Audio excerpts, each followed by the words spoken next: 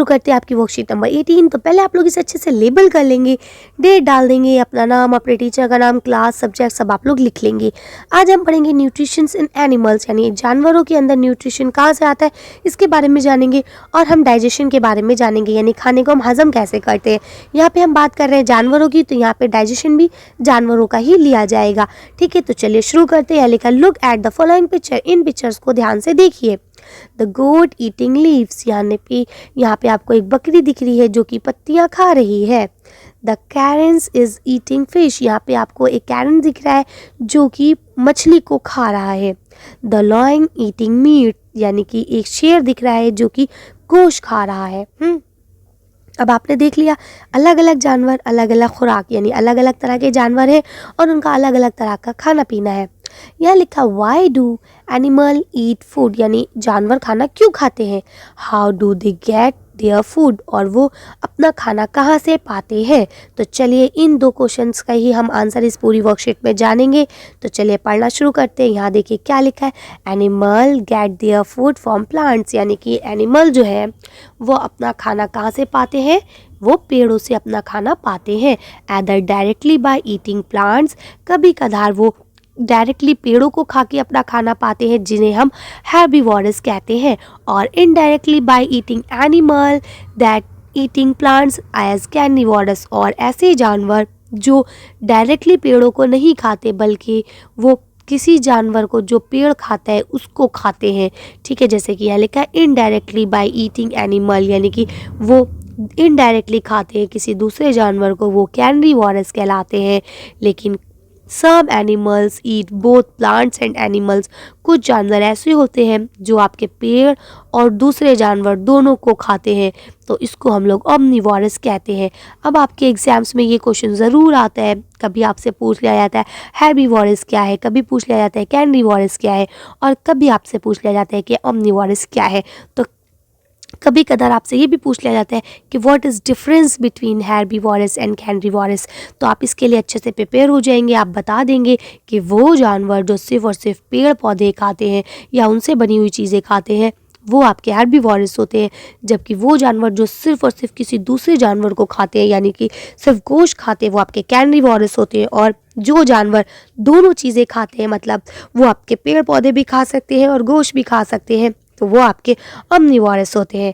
Clear, चलिए आगे चलते हैं। अब यहाँ लिखा है ऑल ऑर्गेनिज्म इंक्लूडिंग ह्यूमंस, यानी कि सारी जानदार चीज़ें, इसमें इंसान भी है, रिक्वायर्ड फूड फॉर ग्रोथ, यानी अब उन्हें हमने ऊपर पढ़ा ना कि वो क्यों खाना खाते हैं, तो लिखा है कि इंसान मतलब सारी जानदार चीज़ें साथ में इंसान भी खाना खाते हैं, किस लिए, ग्रोथ, बड़े होने के लिए, रिपेयर, अपने आप को रिपेयर करने के लिए, जो चोट लग जाए उसके लिए, है ना, and functioning of the body, और हमारे जिस्म के काम करने के लिए कि हमारा जिस्म अच्छे से काम करे हमें खाना खाने की ज़रूरत पड़ती है। न्यूट्रिशन, अब न्यूट्रिशन क्या है, nutrition includes nutrient requirement, mode of intake of food and its utilisation in the body. ठीक है, अब बोलते हैं कि न्यूट्रिशन क्या है। न्यूट्रिशन का मतलब होता है कि वो न्यूट्रिएंट जो हमें चाहिए हैं, किसके ज़रिए, मतलब जो हमारी बॉडी को चाहिए, जो कि हमें खाने के ज़रिए मिलते हैं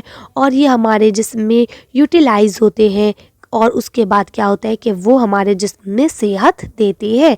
आगे देखिए यहाँ लिखा है न्यूट्रिएंट्स है क्या, तो यहाँ लिखा है कंपोनेंट्स ऑफ फूड, यानी कि वो फूड के कंपोनेंट्स जिन्हें हम न्यूट्रिएंट कहते हैं, such as carbohydrate, fats, proteins are very important for energy and growth of the body, यानी इसमें आपके कार्बोहाइड्रेट, फैट और प्रोटीन जो है सबसे ज़्यादा इम्पॉर्टेंट है एनर्जी के लिए और हमारे जिस्म को बड़े होने के लिए।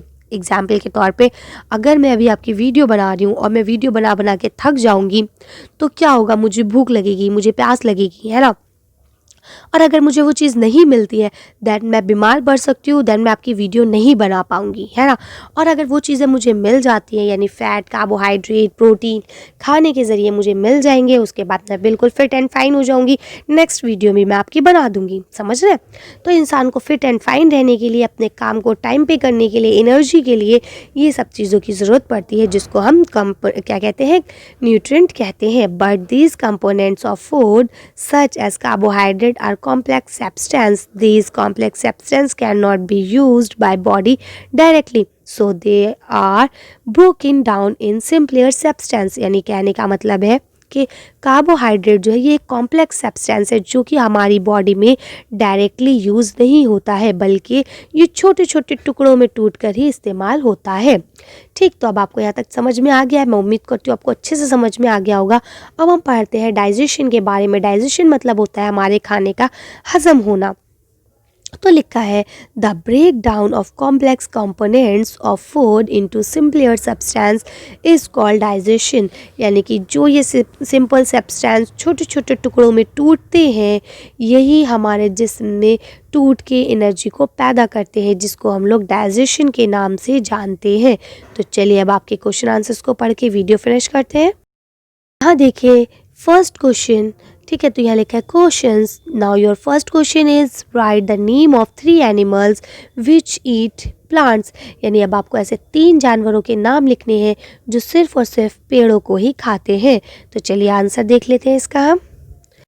देखिए आप लिख सकते हैं बुफेलो, कैमल, काऊ, डियर, है ना। बहुत सारे और भी ऐसे हैं जो सिर्फ और सिर्फ पेड़ पौधे खाते हैं। ठीक, आप लिख सकते हैं आसानी से गोट लिख सकते हैं यानी बकरी, जैसा कि अभी ऊपर दिया गया है एग्जाम्पल के तौर पे आपको, तो आप लोग ये लिख लेंगे। चलिए अगला क्वेश्चन पढ़ते हैं।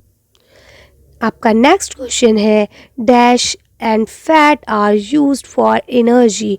यानी कौन कौन सी चीज़ें हैं जो एनर्जी के लिए यूज़ होती है। And protein are for the body of the body. और प्रोटीन हमारी बॉडी में किस लिए इस्तेमाल होता है।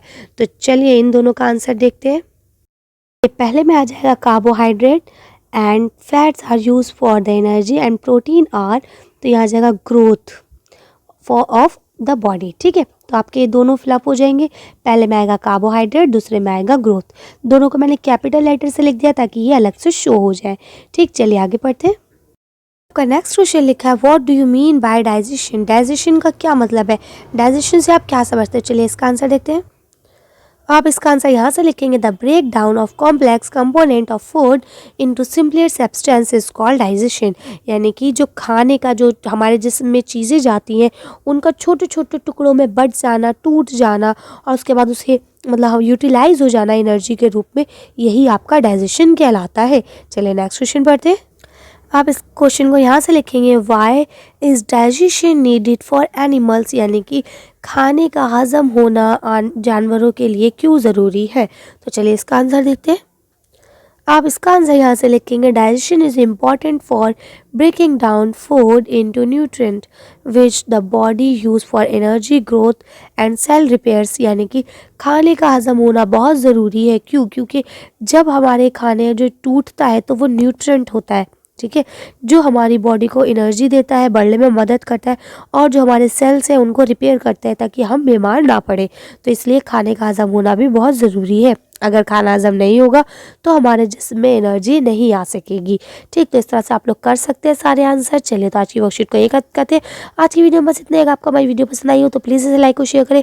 अगर अभी तक आपने हमारे चैनल को सब्सक्राइब नहीं करा तो प्लीज़ हमारे चैनल को सब्सक्राइब करें। Thank you for watching.